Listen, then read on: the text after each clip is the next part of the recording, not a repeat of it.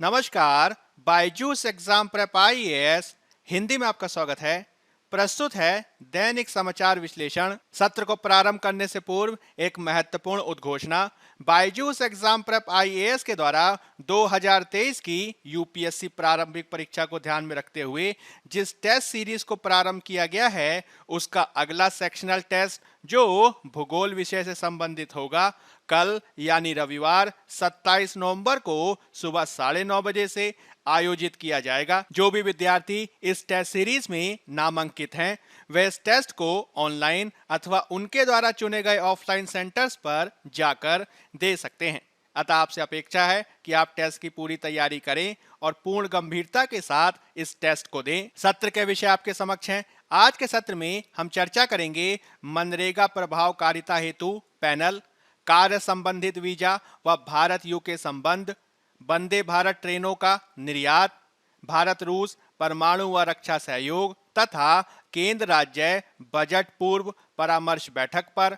सत्र के अंत में हम मुख्य परीक्षा अभ्यास प्रश्न की चर्चा करेंगे, जिससे संबंधित उत्तर संरचना भी हम आपको देंगे।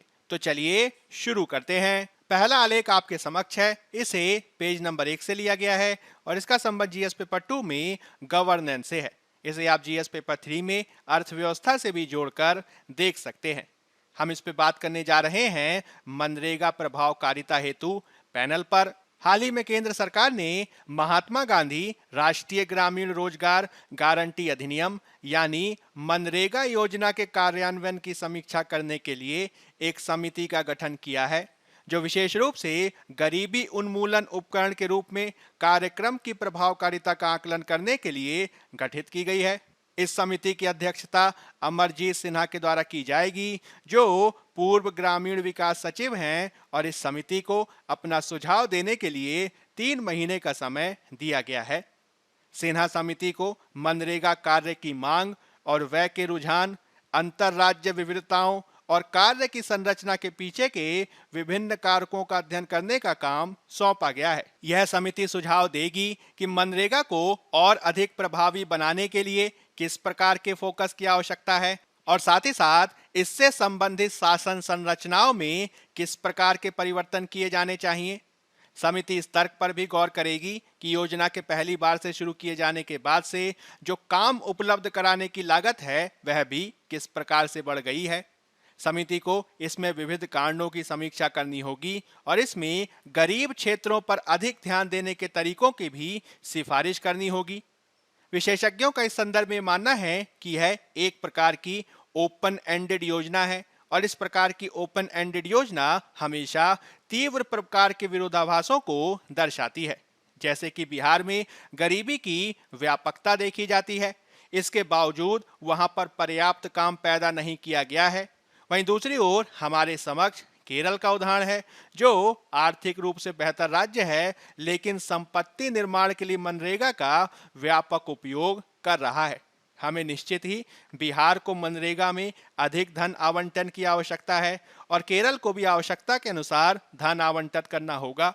इसके अलावा आपको यह भी ध्यान रखना है कि मनरेगा के आलोचकों ने इसके तहत मूर्त संपत्ति निर्माण की कमी के लिए भी इस योजना की आलोचना की है। इसके तहत समिति इस बात का अध्ययन करेगी कि क्या इस योजना के अंतर्गत वर्तमान में लिए जा रहे कार्य की संरचना में परिवर्तन किया जाना चाहिए अथवा नहीं। समिति यह भी समीक्षा करेगी कि क्या इसे समुदाय आधारित संपत्तियों या फिर व्यक्तिगत कार्यों पर ध्यान दिया जाना चाहिए। आपको ध्यान रखना है कि वर्तमान वित्तीय वर्ष समाप्त होने में 4 महीने बाकी हैं और योजना के लिए स्वीकृत लगभग 73,000 करोड़ रुपए में से लगभग 59,000 करोड़ रुपए से अधिक खर्च किए जा चुके हैं। हाल ही में ग्रामीण विकास मंत्रालय ने वित्तीय वर्ष समाप्त होने से पहले अनुमानित व्यय के लिए वित्त मंत्रालय से 25,000 करोड़ रुपए की अतिरिक्त राशि की भी मांग की है। हालांकि हमें यह भी समझना होगा कि तमाम आलोचनाओं के बावजूद मनरेगा ने विशेष रूप से कोविड महामारी के दौरान एक महत्वपूर्ण सुरक्षा जाल के रूप में कार्य किया है। इसको आप कुछ आंकड़ों के माध्यम से समझ सकते हैं। जैसे कि वित्तीय वर्ष 2020-21 में योजना के तहत प्रदान किए गए कार्य दिवसों की संख्या पिछले साल के 265 करोड़ के आंकड़े की तुलना में बढ़कर 389 करोड़ कार्य दिवस देखी गई। 2021-22 में भी मनरेगा कार्य की मांग काफी अधिक रही और 363 करोड़ मानव दिवस कार्य सृजित हुए। वर्तमान आंकड़ों के अनुसार इस साल 196 करोड़ मानव दिवस पहले ही सृजित किए जा चुके हैं। इस पृष्ठभूमि में यदि हम मनरेगा को समझने का प्रयास करें तो आपको ये ध्यान रखना होगा कि मनरेगा, जिसे महात्मा गांधी राष्ट्रीय ग्रामीण रोजगार गारंटी अधिनियम या फिर महात्मा गांधी राष्ट्रीय ग्रामीण रोजगार गारंटी योजना के नाम से जाना जाता है, इसे 2005 में अधिनियमित किया गया था। यह वैधानिक न्यूनतम मजदूरी पर सार्वजनिक कार्य करने से संबंधित अकुशल श्रम करने के इच्छुक किसी भी ग्रामीण परिवार के वयस्क सदस्यों के लिए हर वित्तीय वर्ष में 100 दिनों के रोजगार की कानूनी गारंटी प्रदान करती है। हमें यह भी ध्यान रखना होगा कि ग्रामीण विकास मंत्रालय राज्य सरकारों के सहयोग से इस योजना का कार्यान्वयन और निगरानी करता है। यह अधिनियम ग्रामीण भारत में गरीबी रेखा से नीचे जीवन यापन करने वाले लोगों के लिए मुख्य रूप से अर्ध या अकुशल कारीगरों के लिए तथा ग्रामीण लोगों की क्रय शक्ति में सुधार करने के उद्देश्य से लाया गया था। साथ ही यह देश में अमीर और गरीब के बीच की खाई को भी पाटने का प्रयास करता है। कानून के अनुसार निर्धारित कार्यबल में लगभग 1/3 महिलाएं रखने का भी प्रावधान किया गया है। इसके तहत पंजीकृत व्यक्ति कार्य के लिए लिखित रूप में आवेदन पंचायत या कार्यक्रम अधिकारी को प्रस्तुत कर सकता है। इसमें रोजगार 5 किलोमीटर के दायरे में दिया जाएगा और यदि यह 5 किलोमीटर के दायरे से अधिक है तो अतिरिक्त वेतन का भुगतान किया जाएगा। इसके अलावा मनरेगा के तहत जो अधिसूचित किए गए कार्य हैं, उनमें अधिकांश कार्य कृषि और संबद्ध गतिविधियों से संबंधित है। साथ ही इन कार्यों का संबंध ग्रामीण स्वच्छता से भी देखा जा सकता है। आपको यह भी ध्यान रखना होगा कि यह योजना मांग आधारित मजदूरी रोजगार कार्यक्रम है, जिसमें केंद्र से राज्यों को जो संसाधन का हस्तांतरण होता है वह प्रत्येक राज्य में रोजगार की मांग पर आधारित होता है। इसमें इस बात का भी प्रावधान किया गया है कि यदि मांगने पर काम प्रदान करने में विफलता देखी जाए या फिर मजदूरी के भुगतान में देरी देखी जाए तो भत्ते और मुआवजे दोनों ही प्रदान करने की कानूनी गारंटी प्रदान की गई है। इसके अलावा 2021 में ग्रामीण विकास मंत्रालय ने राष्ट्रीय मोबाइल निगरानी सॉफ्टवेयर नाम के ऐप को लॉन्च किया, जो राष्ट्रीय ग्रामीण रोजगार गारंटी अधिनियम के कार्यों में सुधार और पारदर्शिता को बढ़ाने का एक नया एप्लीकेशन है। यदि हम मनरेगा के सकारात्मक योगदानों को पिछले 15 वर्षों में कुछ आंकड़ों के माध्यम से समझने का प्रयास करें तो आपको ये ध्यान रखना होगा कि पिछले 15 सालों में इसने 31 अरब से अधिक व्यक्ति दिवस रोजगार का सृजन किया है। इसके अलावा पिछले 15 सालों में सरकार ने इस मांग संचालित कार्यक्रम में लगभग 6.4 लाख करोड़ रुपए से अधिक का निवेश किया है। देश के ग्रामीण क्षेत्रों में अब तक 30 मिलियन से अधिक जल संरक्षण से संबंधित संपत्तियों का भी विकास इसके तहत किया गया है। हालांकि व्यापक सकारात्मक योगदान देने के बावजूद इसमें कुछ चुनौतियां हैं जो आपको ध्यान रखनी होंगी। जैसे कि मनरेगा की सबसे बड़ी चुनौती जो वर्तमान में बताई जा रही है वह है इसके अंतर्गत प्रदान की जाने वाली कम मजदूरी दर, जो वर्तमान में लगभग 180 रुपए प्रतिदिन है, जो बाजार दर से काफी कम है। वर्तमान में मजदूरी को केवल मुद्रास्फीति आदि के संदर्भ में समायोजित करने का प्रयास किया जाता है, लेकिन इसके बावजूद 20 से अधिक राज्यों में जो मजदूरी दर है वह इससे अधिक है, जो इस बात को दर्शाता है कि मजदूरी दर के तहत मनरेगा में सुधार किए जाने की आवश्यकता है। मजदूरी दर में कमी के चलते ही इसकी भागीदारी में गिरावट देखी गई है। मनरेगा के संदर्भ में एक अन्य चुनौती यह भी है कि इस योजना के तहत श्रमिकों को मजदूरी के भुगतान में देरी देखने को मिलती है। इस योजना के तहत यद्यपि मजदूरों को 15 दिवस के भीतर भुगतान किया जाना अनिवार्य बनाया गया है, किंतु अक्सर ऐसा नहीं देखा जाता। साथ ही यह भी देखा गया है कि कुछ वित्तीय वर्षों में तो लगभग 10,000 करोड़ रुपए के बकाया वेतन की राशि का भी खुलासा हुआ है। यह एक बहुत बड़ी राशि है जिसके निवारण किए जाने की आवश्यकता है। इस योजना के साथ एक सबसे बड़ा मुद्दा यह भी है कि अगर फंडिंग के आवंटन को बढ़ाया भी जाता है तो सिस्टम से भ्रष्ट बिचौलियों को जड़ से खत्म करना बेहद महत्वपूर्ण है और इस संदर्भ में भ्रष्टाचार एक बड़ा मुद्दा है। हमें यह भी ध्यान रखना होगा कि वर्तमान में इसकी आलोचना इसलिए भी की जाती है कि अधिकांश अधिकारी केवल अर्थहीन प्रकार के कार्यों की पेशकश करते हैं जिसका देश के बुनियादी ढांचे में, विशेष रूप से कृषि आदि के बुनियादी ढांचे में कोई योगदान नहीं होता। हालांकि चुनौतियों के बावजूद चूंकि मनरेगा की राष्ट्र के निर्माण में काफी बड़ी भूमिका देखी जा रही है, यही कारण है कि हमें इसमें सुधार के संबंध में कुछ सुझावों को प्रस्तुत करना चाहिए।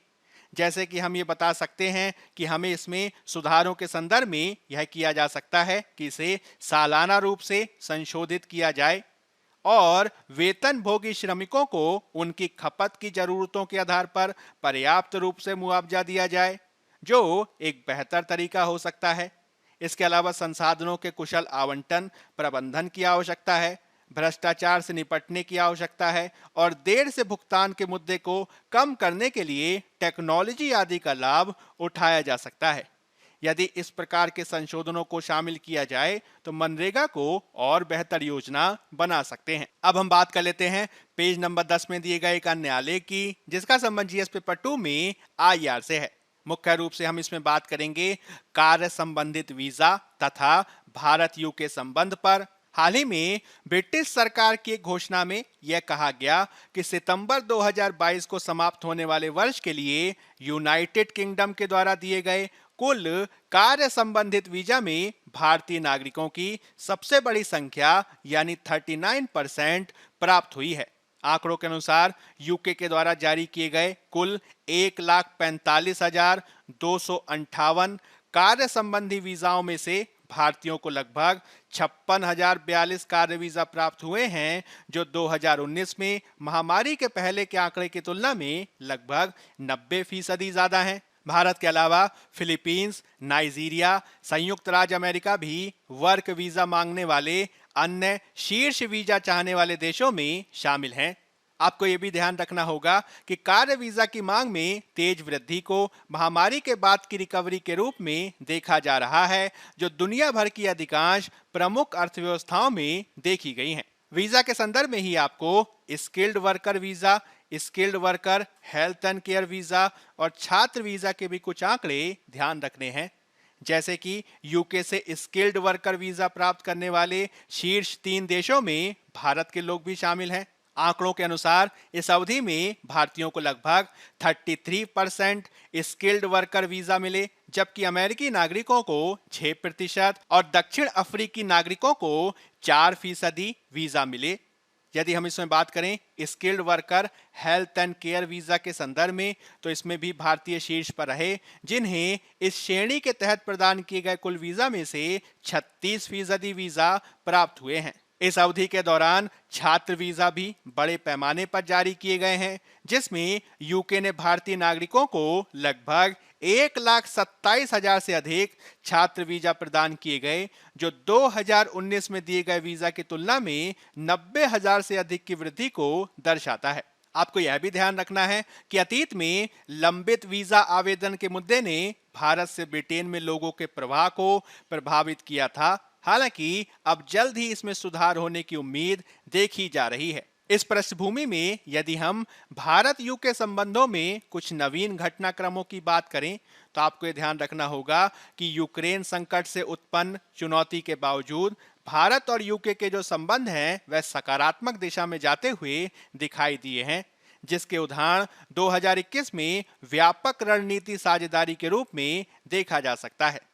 इस समझौते ने भारत यूके संबंधों के लिए वर्ष 2030 के रोड मैप को भी स्थापित किया, जो मुख्य रूप से द्विपक्षीय संबंधों के लिए विभिन्न प्रकार की साझेदारी योजनाओं की रूपरेखा को तैयार करता है।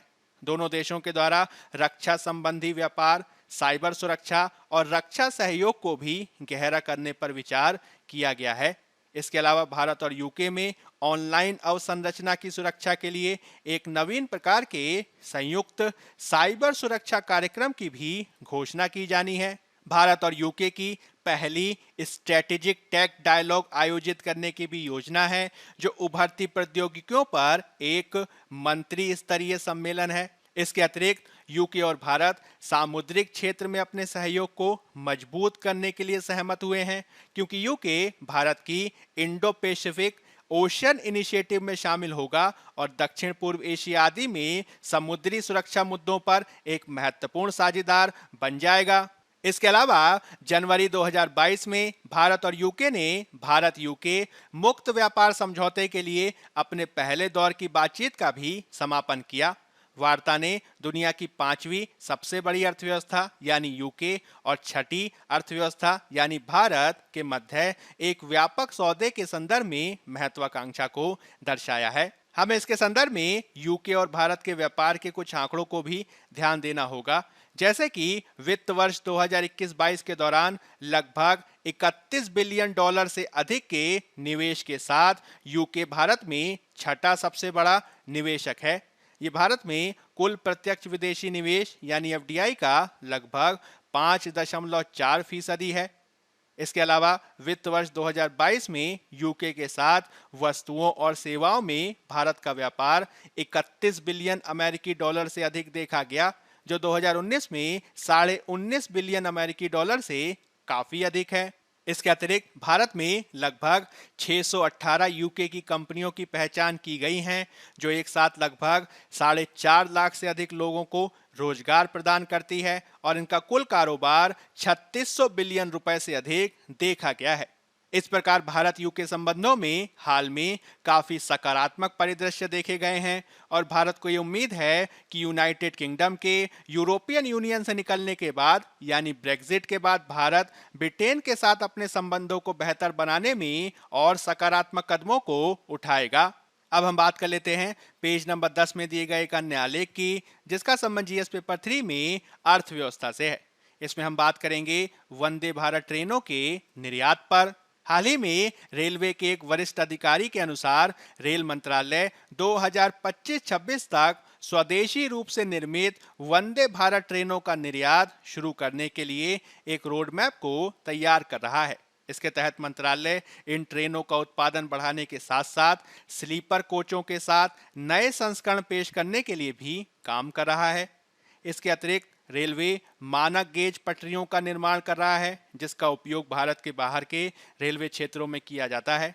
आपको ये ध्यान रखना है कि भारत में जो ट्रेनें होती हैं वह ब्रॉड गेज पटरियों पर चलती हैं, जबकि इसके विपरीत विदेशों में मानक गेज पटरियों पर ट्रेनों को चलाया जाता है।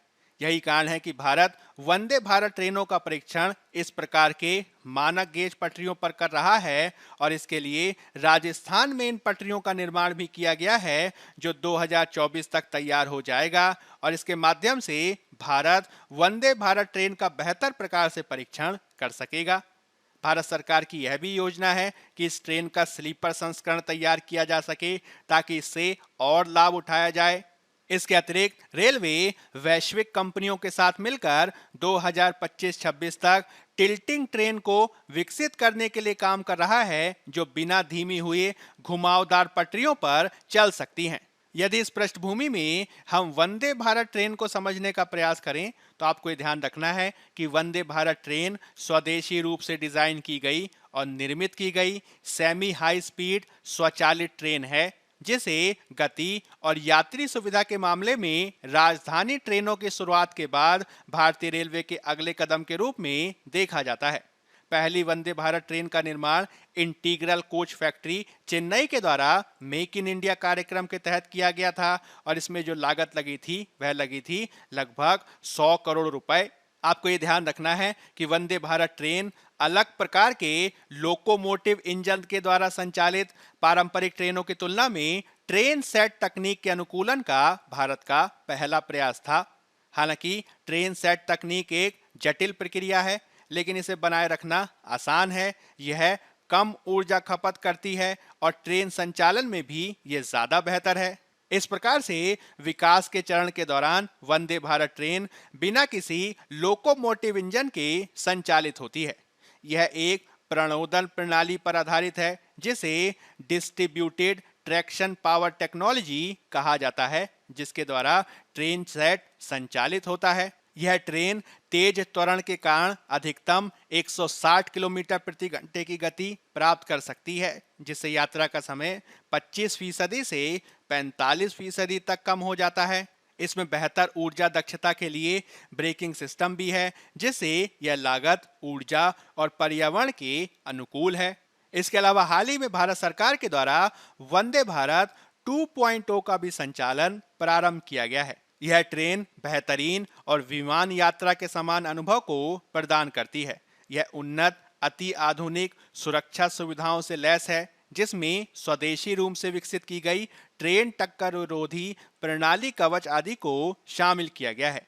वंदे भारत एक्सप्रेस के नए डिजाइन में वायु शोधन के लिए रूफ माउंटेड पैकेज यूनिट में एक प्रकाश उत्प्रेरक परावैगनी वायु शोधन प्रणाली, जिसे अंग्रेजी में फोटो कैटेलिक अल्ट्रावायलेट एयर प्यूरिफिकेशन कहा जाता है, इसको भी स्थापित किया गया है। भारत यह आशा कर रहा है कि वंदे भारत ट्रेनों के संदर्भ में भारत के द्वारा जो नवोन्मेष किए गए हैं, उससे पूरी दुनिया में भारत की स्वदेशी तकनीक को फैलाया जाएगा। इससे भारत की अर्थव्यवस्था को भी काफी लाभ प्राप्त होगा। अब हम बात कर लेते हैं पेज नंबर 5 में दिए गए एक अन्य आलेख की, जिसका संबंध जीएस पेपर 2 में आईआर और जीएस पेपर 3 में विज्ञान और प्रौद्योगिकी से देखा जा सकता है। मुख्य रूप से हम इसमें बात करेंगे भारत रूस परमाणु और रक्षा सहयोग पर। हाल ही में रूसी राज्य के स्वामित्व वाली परमाणु ऊर्जा निगम रोसाटोम ने कुडमकुलम में भारत के सबसे बड़े परमाणु ऊर्जा केंद्र के लिए अधिक उन्नत प्रकार के ईंधन विकल्प की पेशकश की है, जो इसके रिएक्टरों को ताजा ईंधन लोड करने के लिए बिना रुके 2 साल के विस्तारित चक्र में चलने की अनुमति देगा। आपको यह ध्यान रखना है कि रोसाटोम का परमाणु ईंधन प्रभाग, जिसे टीवीईएल फ्यूल कंपनी कहा जाता है, वह वर्तमान में कुडनकुलम परमाणु ऊर्जा परियोजना में बिजली पैदा करने वाले 2 रिएक्टरों के लिए टीवीएस 2M ईंधन का वर्तमान आपूर्ति करता है। इस ईंधन में 18 महीने का ईंधन चक्र होता है, जिसका अर्थ यह है कि रिएक्टर को हर 1.5 साल में ताजा ईंधन लोड करने के लिए रोकना पड़ता है। किंतु इसके स्थान पर अब टीवीईएल कंपनी के द्वारा अधिक उन्नत प्रकार के आधुनिक प्रौद्योगिकी ईंधन यानी एटीएफ की पेशकश को किया गया है, जिसका ईंधन चक्र 24 महीने का है। इसलिए यह अधिक दक्षता को सुनिश्चित करेगा। इसके चलते रिएक्टर अधिक समय तक संचालित किया जा सकेगा। इसके अधिक अतिरिक्त बिजली उत्पादन होगा और रूस से ताजा ईंधन असेंबलियों को खरीदने के लिए आवश्यक विदेशी मुद्रा की भी बड़ी बचत देखी जाएगी। अगर इस पृष्ठभूमि में हम भारत रूस परमाणु संबंधों को समझने का प्रयास करें, तो आपको ये ध्यान रखना है कि जब हम बात करते हैं कुडनकुलम परमाणु ऊर्जा संयंत्र की, तो वह रूस के सहयोग से ही भारत में बनाया गया है। इसके अलावा भारत और रूस दोनों मिलकर बांग्लादेश में रूपपुर परमाणु ऊर्जा परियोजना को भी स्थापित कर रहे हैं। आपको यह भी ध्यान रखना होगा कि दोनों देशों के मध्य गहन प्रकार के रक्षा संबंध स्थापित हैं, जैसे कि दोनों देश नियमित रूप से त्रिसेवा अभ्यास इंद्र को आयोजित करते हैं। दोनों देशों के द्वारा संयुक्त रूप से अनेक सैन्य कार्यक्रमों को आयोजित किया गया है, जिसमें ब्रह्मोस क्रूज मिसाइल कार्यक्रम, 5वीं पीढ़ी का लड़ाकू जेट कार्यक्रम, सुखोई SU-30 MKI कार्यक्रम, इल्यूशिन HA-all सामरिक परिवहन विमान। इसके अलावा इसमें KA-226T twin engine utility helicopter को आपको ध्यान रखना है और साथ ही भारत इसमें युद्ध पोतों आदि पर भी संयुक्त रूप से रूस के साथ मिलकर कार्य कर रहा है। भारत ने रूस से अनेक प्रकार के सैन्य हार्डवेयर भी खरीदे हैं या फिर उन्हें पट्टे पर लिया है, जैसे कि S-400 Triumph missile system, 200 Kamov KA-226 utility helicopters, T-90S Bhishma tank तथा INS विक्रमादित्य विमान वाहक कार्यक्रम आदि। इस प्रकार से परमाणु और रक्षा क्षेत्र में सहयोग से भारत को उम्मीद है कि आगे आने वाले वर्षों में भारत के रूस के साथ संबंध और भी बेहतर होंगे। अब हम बात कर लेते हैं पेज नंबर 1 में दिए गए एक अन्य आलेख की, जिसका संबंध जीएस पेपर 3 में अर्थव्यवस्था से है। इसमें हम बात करने जा रहे हैं केंद्र राज्य बजट पूर्व परामर्श बैठक पर। हाल ही में आगामी बजट 2023-24 के लिए केंद्र और राज्य सरकार के वित्त मंत्रियों के मध्य एक परामर्श बैठक का आयोजन किया गया। इस बैठक में अनेक राज्य सरकारों ने केंद्र सरकार से इस बात की सिफारिश की कि केंद्र सरकार अपने उपकर, अधिभार आदि के माध्यम से राजस्व बढ़ाने पर अपनी निर्भरता को कम करे, क्योंकि इससे राज्यों के लिए करों के विभाज्य पूल में उनकी हिस्सेदारी कम हो जाती है। आपको ये ध्यान रखना है कि जब हम बात करते हैं उपकर और अधिभार की, तो इसके तहत जो राजस्व संग्रहण किया जाता है उसमें राज्यों को कोई हिस्सा प्राप्त नहीं होता, जिससे राज्यों की हिस्सेदारी करों के विभाज्य पूल में कम हो जाती है। इसके संदर्भ में जो उपकर और अधिभार से संबंधित जो आंकड़े हैं वे ये बताते हैं कि 2011-12 में उपकर और अधिभार का जो हिस्सा था सकल कल राजस्व में वह लगभग 10.4% था, लेकिन ये बढ़कर 2021-22 में लगभग 27% के आसपास हो गया है। राज्यों का ये कहना है कि इस बढ़े हुए अधिभार ने राज्यों को केंद्र सरकार के द्वारा एकत्र किए गए राजस्व के वैध हिस्से से वंचित कर दिया है। इसी के चलते राज्यों ने केंद्र सरकार से इस प्रकार के उपकर अधिभारों को करों की मूल दरों में ही विलय करने का आग्रह किया है, ताकि राज्यों को भी कर हस्तांतरण में उनका वैध हिस्सा प्राप्त हो सके। इसके अलावा राज्यों के द्वारा अर्थव्यवस्था को पुनर्जीवित करने में मदद करने के लिए अधिक से अधिक वित्तीय सहायता की मांग को भी किया गया है। साथ ही वस्तु और सेवा कर मुआवजे की अवधि को भी बढ़ाने की बात की गई है। आपको ये ध्यान रखना होगा कि भारत में संघवाद के जिस मॉडल को अपनाया गया है उसके तहत केंद्र व राज्य दोनों को संवैधानिक प्रावधानों के तहत करों के विभाज्य पूल में से हिस्सा प्राप्त होता है। इसमें वस्तु और सेवा कर जैसे करों की महत्वपूर्ण भूमिका होती है। हालांकि जब केंद्र सरकार के द्वारा विभिन्न प्रकार के अधिभार आदि को लगाया जाता है और इस प्रकार से कर का एकत्रण किया जाता है, तो इसमें राज्यों को कोई भी हिस्सा प्राप्त नहीं होता। राज्यों को इसी बात की शिकायत है कि इस प्रकार के अधिभार आदि को कम किया जाना चाहिए और उनका मूल करों में ही विलय किया जाना चाहिए, ताकि राज्यों को भी उनका वैध हिस्सा प्राप्त हो सके। आपको यह भी ध्यान रखना होगा कि आने वाले दिसंबर में वस्तु और सेवा कर काउंसिल की बैठक होने वाली है। अनेक विद्वानों का ये मानना है कि इस बैठक में इस प्रकार के मुद्दों को उठाया जा सकता है जिसे ध्यान में रखे जाने की आवश्यकता है। अब हम बात कर लेते हैं मुख्य परीक्षा अभ्यास प्रश्न पर। पहला प्रश्न आपके समक्ष है, मनरेगा की प्रभावकारिता में सुधार के लिए गठित किए गए पैनल की पृष्ठभूमि में मनरेगा में निहित मुद्दों की आलोचनात्मक समीक्षा करें। 150 शब्द, 10 अंक। दूसरा प्रश्न है, हाल ही में यूनाइटेड किंगडम द्वारा जारी किए गए कार्य संबंधी वीजा में भारतीयों की प्रतिशतता में बढ़ोतरी देखी गई है। इस पृष्ठभूमि में यूके के साथ भारत के संबंधों पर हाल के घटनाक्रम क्या हैं? 150 शब्द, 10 अंक। पहले उत्तर की संरचना की भूमिका में आप मनरेगा का सामान्य परिचय देंगे और इसके मुख्य भाग में आप मनरेगा प्रभावकारिता को बढ़ावा देने हेतु गठित समिति की व्याख्या करेंगे। मनरेगा के सकारात्मक मुद्दों को स्पष्ट करेंगे, मनरेगा में निहित चुनौतियों को स्पष्ट करेंगे और चुनौतियों के निवारण में उपयुक्त सुझावों को भी देंगे। अंत में आप एक उपयुक्त सकारात्मक निष्कर्ष प्रस्तुत करेंगे और इस रूप में आपका उत्तर पूर्ण होगा। दूसरे उत्तर की भूमिका में आप भारत यूके संबंधों का संक्षेप में परिचय देंगे और मुख्य भाग में आप यूके द्वारा जारी वर्क वीजा के मुद्दे को आंकड़ों के साथ स्पष्ट करेंगे। भारत यूके संबंधों में हाल के घटनाक्रमों की व्याख्या करेंगे और इस संदर्भ में उपयुक्त आंकड़े और उदाहरणों को भी देंगे। अंत में आप एक उपयुक्त सकारात्मक निष्कर्ष प्रस्तुत करेंगे और इस रूप में आपका उत्तर पूर्ण होगा। बायजूस एग्जाम प्रेप IAS के आज के अंक में फिलहाल इतना ही। धन्यवाद।